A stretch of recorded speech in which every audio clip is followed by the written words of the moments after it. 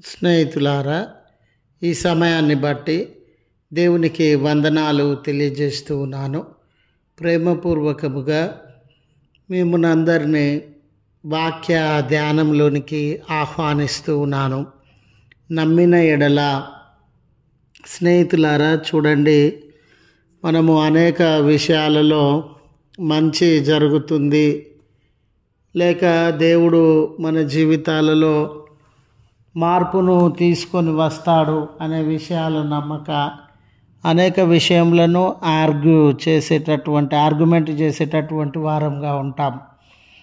ప్రశాంతంగా దేవునికి అప్పగించుకొని నమ్మకాన్ని కనబరిచిన ఎడల దేవుడు ఎన్నో గొప్ప కార్యాలను జరిగిస్తాడు అనే విషయాన్ని మీతో పంచుకోవడానికి ఇష్టపడుతూ ఉన్నాను. కనుక దేవుని యొక్క వాక్యమును మీరు ముగింపు వరకు ఆలకించాలని మీ కుటుంబ సభ్యులతోనూ తోటి విశ్వాసులతోనూ ఈ వీడియో షేర్ చేసుకోవాలని, మీ ప్రార్థన మనవులు ఎట్టివైనను కామెంట్స్ రూపంలో తెలియజేయండి.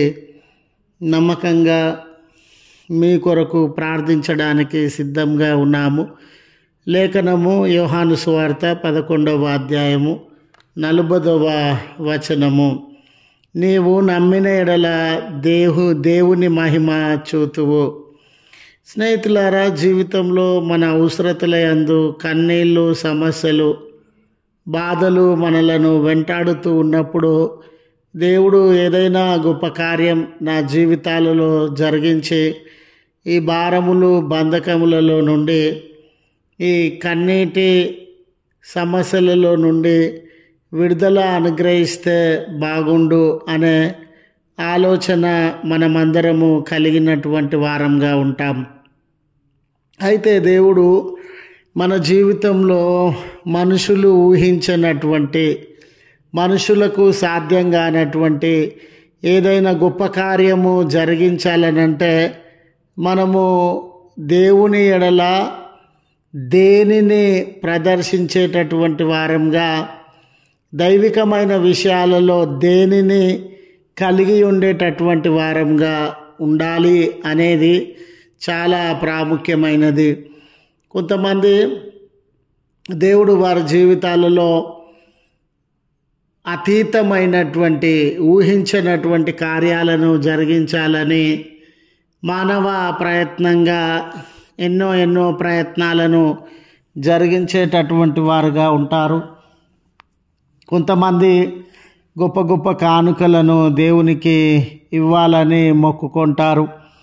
కొంతమంది ఉపవాసం ఉంటామని, కొంతమంది తలనీలాలు సమర్పిస్తామని, కొంతమంది తీర్థయాత్రలకు వస్తామని, కొంతమంది వారి జీవితంలో ఏదైనా ఒక పండుగను జరిగిస్తామని, ఇలా ఆయా వ్యక్తులు ఆయా రీతులుగా మొక్కుబళ్ళు చేసుకొని దేవుడు మాకు గొప్ప కార్యాన్ని జరిగించాలని, మరికొంతమంది అయితే ప్రజలు ఎక్కువగా ఏ చర్చిలో ఆరాధన చేస్తున్నారో తమ సొంత చర్చిని కాదని అక్కడి వరకు వెళ్తారండి. అక్కడికి వెళ్తే ఏదో గొప్ప కార్యం జరుగుతుందని.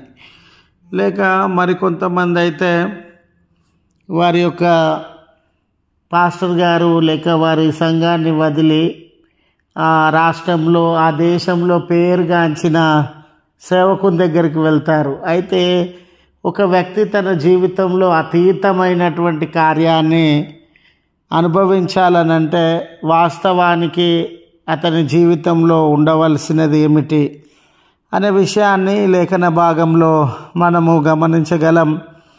అయితే వాస్తవానికి మనకు ఎదురయ్యే సవాళ్ళు అన్నీ కూడా మనల్ని మానసికంగా, శారీరకంగా విచ్ఛిన్నము చేసి మనం ఏం చేస్తూ ఉన్నామో అర్థం కాని సందిగ్ధంలోనికి మనలను నెట్టివేసేవిగా ఉంటవి.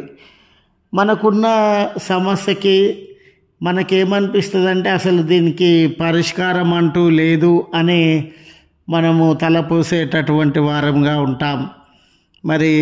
మరియా మార్తల విషయంలో కూడా తమ తమ్ముడు మరణించి సమాధి చేయబడినటువంటి సందర్భం, సహోదరి ఇద్దరు కూడా మరియ గారు కానివ్వండి, మార్త గారు కానివ్వండి, దుఃఖ సాగరంలో మునిగి ఉన్నారు. తమ ప్రియమైన సహోదరుణ్ణి కోల్పోయిన బాధ, వేదన, ఒంటరితనము, తీరనటువంటి శోకము, భయము, చింత. అయ్యో మా తమ్ముడు కొన్ని రోజులు జీవించాల్సింది కదా, మాతో సహవాసం చేయాల్సింది కదా, ఈ లోకంలో కొంతకాలం నెమ్మదిని అనుభవించాల్సింది కదా అని ఎన్ని తలంపుల మధ్య, ఎన్ని ఆలోచనల మధ్య వారి హృదయములు తల్లడిల్లేటటువంటివిగా ఉండినవో. అయితే వారికి ఒక సత్యం అర్థమైందండి. చనిపోయిన తమ్ముణ్ణి మనం కోల్పోయినట్లే మరలా భూ సంబంధంగా ఆ తమ్ముణ్ణి పొందడం అనేది అసాధ్యము అనే ఆలోచన వారిరువురు అంగీకరించేటటువంటి వారుగా ఉన్నారు.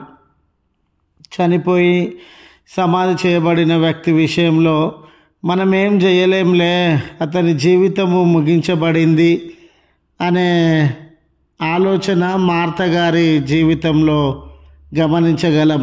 ఆమె మాటలలో దేవుని చిత్తమైతే మృతుల పునరుత్థానంలో అతన్ని మేము కలుసుకుంటాము అనే విశ్వాసాన్ని ఆమె వ్యక్తం పరుస్తూ ఉంది. ఆమె ఆలోచనలో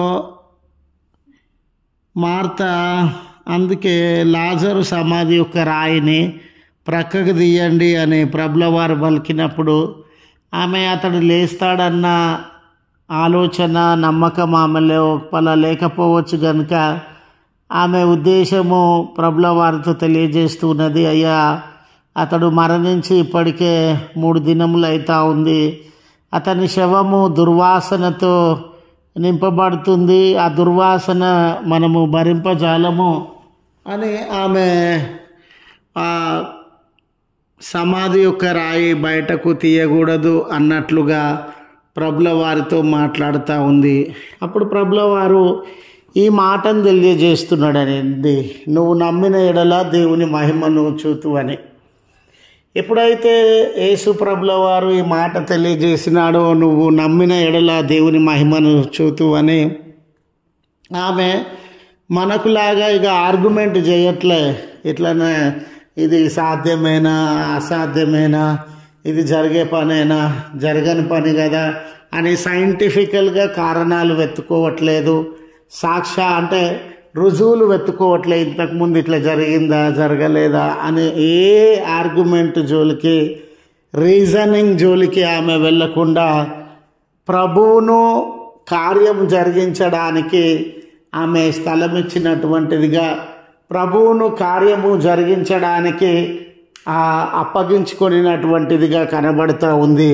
మరలా ఆయనకు ఎదురుగా మాట్లాడడం కానీ, ఎదురుగా వాదించడం కానీ చేయడము లేదు. కాబట్టి స్నేహితులారా, నా జీవితాలలో కూడా అతీతమైనటువంటి కార్యం, మానవులు ఊహించినటువంటి కార్యం జరిగించబడవలనంటే మనము యేసు ప్రభుల వారి సలహాను అనుసరించి అమితమైనటువంటి నమ్మకం, ఇది కాదులే, ఈ సైన్స్ ఒప్పుకోవట్లేదు, రీజనింగ్ ఒప్పుకోవట్లేదు, ఇది అసాధ్యమైన పని అని అనుకోకుండా సంపూర్ణమైన నమ్మకాన్ని మనము ప్రదర్శించేటటువంటి వారంగా ఉండాలి. రెండవది, మార్తలాగా ఆర్గ్యుమెంట్ చేసి వాదించకుండా, ఎదురు నిలవబడకుండా, అంటే మన సొంత ఆలోచనలతో, మన సొంత తలంపులతో, మన సొంత జ్ఞానంతో దానిని సరిచేయాలి అనుకోనకుండా ప్రభువుకు అధికారాన్ని, ప్రభువుకు స్థలాన్ని మన జీవితాలలో అందించినప్పుడు, మరి ఎప్పుడైతే మార్త ప్రభువుకు స్థలాన్ని, అధికారాన్ని అప్పగించిందో, ఆమె జీవితంలో తన తమ్ముడు మరణాన్ని జయించి తిరిగి లేవడాన్ని గమనించింది. ఆ గొప్ప ఆశ్చర్య కార్యం వారి జీవితాలలో జరిగింది. అలాంటి పరిస్థితి మనం కలిగి ఉన్నప్పుడు మన జీవితాలలో కూడా దేవుడు గొప్ప కార్యాన్ని మార్తలాగా ఆర్గ్యుమెంట్ చేయకుండా ఆయనకు స్థలం ఇచ్చినప్పుడు అనుభవిస్తామని గుర్తు చేస్తూ ఈ మాటలు ముగిస్తూ ఉన్నాను. ప్రార్థించుదాము. కృపగల తండ్రి, ప్రేమగల మా రక్షక, మీ పరిశుద్ధ ఉన్నతమైన నామమునకు వేలాది వేల వందనాలు, కోట్లాది కోట్ల స్తుతులు స్తోత్రములు చెల్లిస్తూ ఉన్నాం. దయగల తండ్రి, మరొక నూతన దినాన్ని మాకు అనుగ్రహించి ఏమైనా మా బ్రతుకు నూతన పరచబడుతుందేమో, ఏదైనా మా ఆలోచనల యందు మా విశ్వాస జీవితంలో యందు నూతనత్వాన్ని అనుభవిస్తామేమో అని నిరీక్షించుచున్నటువంటి దేవుడవుగా ఉన్నావు గనుక నిన్నటి కంటే ఈరోజు గొప్పగా బ్రతకడానికి, నిన్నటి కంటే ఈరోజు గొప్పగా ఆలోచనలు, నిర్ణయాలు, తలంపులు, విలువలు ప్రదర్శించడానికి మాకు నూతన శక్తి, నూతన బలాన్ని, ఆలోచన విధానాన్ని అనుగ్రహించుమని బ్రతిమాలుకొనుచున్నాం. మమ్మను కనికరించువాడవు, ధైర్యపరచువాడవు, ఆదరించువాడవు. మీ కృప అనంతమైనదని మీకు మా జీవితంలో అప్పగించుకొనుచున్నాం.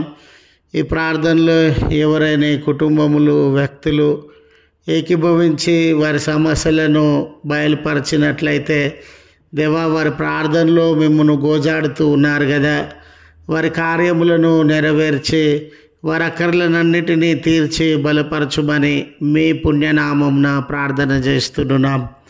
కలవరములు, చింతలు, అనారోగ్యములు, బలహీనతలు, కుటుంబంలో ఆయాసము, వారి పనులందు ఆటంకములు, జీవితంలో పోరాటములు కలిగిన బిడ్డలను మీరు దృష్టించి మేలు దయచేయమని మీ నామమున మేము ప్రార్థిస్తున్నాం.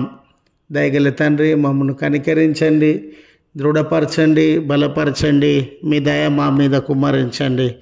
ఈ దినం మీ దీవెనలతో దర్శించి జన్మదినము, వివాహాది శుభదినములను గుర్తు చేసుకొనుచు ఉన్న బిడలను మీ హస్తములను చాచి నూతన మేళ్లతో నింపుమని క్రీస్తు పేరట వేడుకొనుచు ఉన్నాము తండ్రి. ఆమెన్. తండ్రి, కుమార, పరిశుద్ధాత్మ త్రియేక దేవుని దీవెన మనకు తోడై ఉండి మనలను కాపాడునుగాక. ఆమెన్.